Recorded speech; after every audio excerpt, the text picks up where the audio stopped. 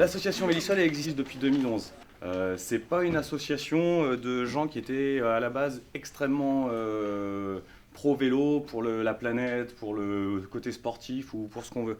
C'est plutôt des gens qui travaillaient dans différents milieux, qui pouvaient être éducateurs, qui pouvaient travailler dans la justice, dans assistants sociaux, des choses comme ça, qui avaient envie d'utiliser le vélo pour que les gens se filent des coups de main et discutent. Le projet de notre établissement, c'est la mobilité douce. Donc la mobilité douce, c'est quoi? C'est éviter justement de se déplacer tout le temps en voiture pour des petits trajets ou tout ce qui a un moteur.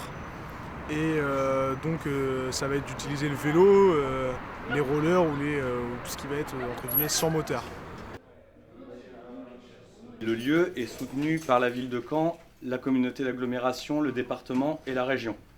En gros, toutes ces collectivités elles avaient un intérêt il y a 6 ans pour qu'il y ait un lieu comme ça qui existe dans l'agglomération.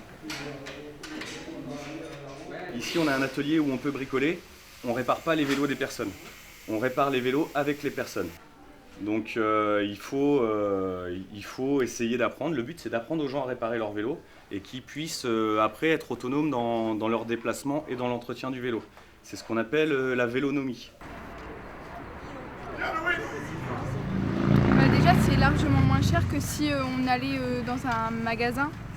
Et on est en société, donc on peut parler, on rencontre des personnes, on apprend, on fait ça nous-mêmes. Donc on s'intéresse plus que si on va dans un magasin et ils nous réparent tout ça et au final on ne sait pas ce que c'était la panne. Combien de personnes composent l'association? Il y a 8 salariés déjà. Donc 8 salariés, 4 mécaniciens, une personne à l'accueil, une personne à la com et 2 chargés de projet. Après, il y a à peu près 1800 adhérents par an.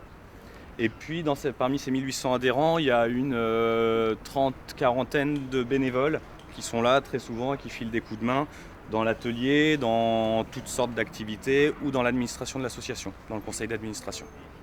Donc on peut parler d'économie, on est après dans l'économie sociale et solidaire parce qu'on est par nos activités et par l'attention qu'on a à avoir un public, d'être accessible à un public très large, on est dans ce domaine-là. Franchement, je trouve que c'est un bon projet qui fait bouger, entre guillemets, qui fait vivre une classe. On kiffe quoi. Franchement, c'est cool.